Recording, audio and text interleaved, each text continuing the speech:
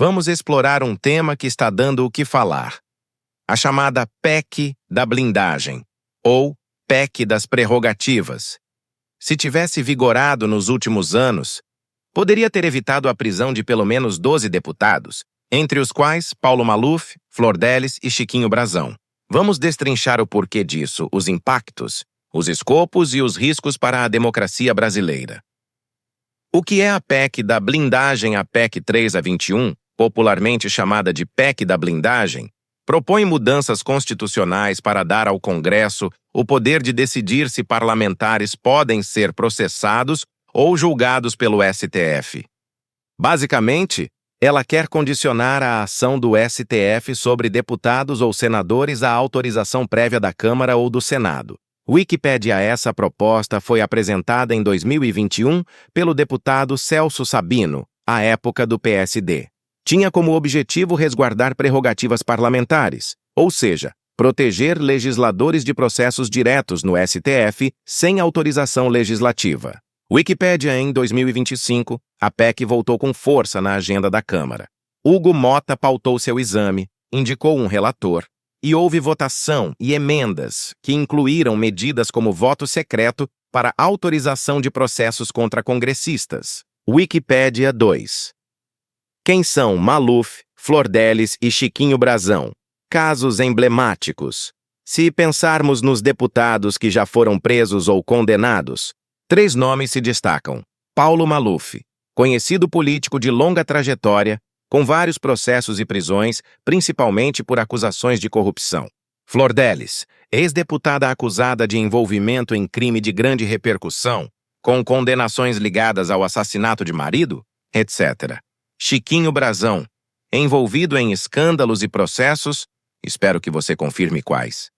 Também já sofreu prisões cautelares ou processos sérios. O ponto é, se a PEC da blindagem estivesse em vigor, as situações jurídicas dessas pessoas poderiam ter sido diferentes. Dependendo do texto, antes de qualquer abertura de inquérito ou prisão, haveria necessidade de autorização do Legislativo, o que poderia atrasar ou impedir certas ações.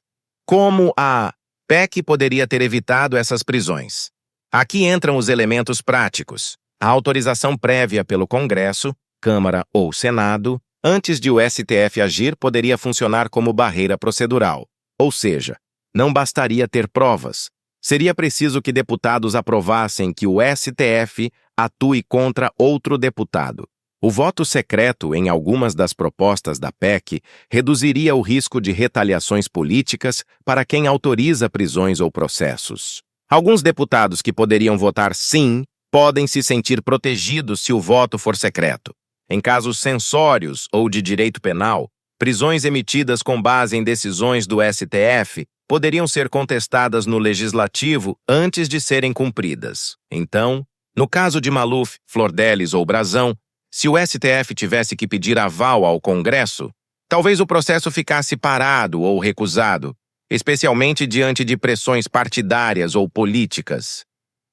Riscos democráticos da PEC da blindagem, embora muitos a vejam como proteção política, a PEC da blindagem traz riscos enormes. Pode criar blindagem para criminosos ou acusados graves, protegendo-os de responsabilização judicial. Enfraquece o controle institucional sobre o Legislativo. Se o STF precisar sempre de aval, perde-se parte da independência do Judiciário. Aumenta o risco de impunidade, especialmente quando parlamentares têm influência tanto no Legislativo quanto no Judiciário ou em outros poderes. A votação recente e os desdobramentos em 2025. A PEC foi aprovada em primeiro turno, 353 votos a favor, 134 contra, e em segundo turno com maioria também. Wikipédia. Posteriormente foi aprovada em votação com emenda aglutinativa, que permitia voto secreto para liberação de processos contra deputados e senadores no STF. Wikipédia, ou seja, a PEC avança, com boa adesão, o que significa que o cenário que permitira blindagens deixou de ser apenas teoria. Exemplos hipotéticos. O que mudaria Paulo Maluf? Já teve mandados de prisão e condenações por corrupção. sem a PEC. O STF pode agir diretamente. Com a PEC, poderia haver uma autorização que bloqueasse essas ações. Flor Delis. Acusações irromperam publicamente, prisões preventivas, etc. PEC poderia atrasar os efeitos. Chiquinho Brazão, idem. E há muitos outros casos que não viraram manchete. Pequenos deputados ou senadores que enfrentam inquéritos que poderiam ser barrados ou adiados. Que está em disputa agora. Quem controla o texto final, alcance amplo ou limitado? Até onde vai blindagem? Apenas para deputados com acusação leve ou mesmo para crimes graves?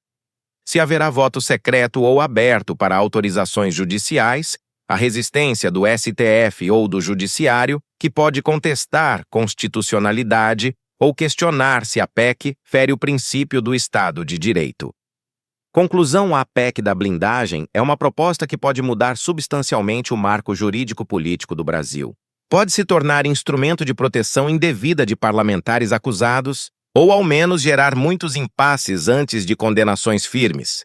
Se casos como os de Maluf, Flor Delis e Brazão tivessem ficado protegidos pela PEC, teríamos uma realidade diferente, menos prisões para alguns, talvez mais impunidade, mas também menos responsabilização. Você acredita que essa PEC representa uma ameaça real ao combate à corrupção ou uma proteção legítima às prerrogativas parlamentares?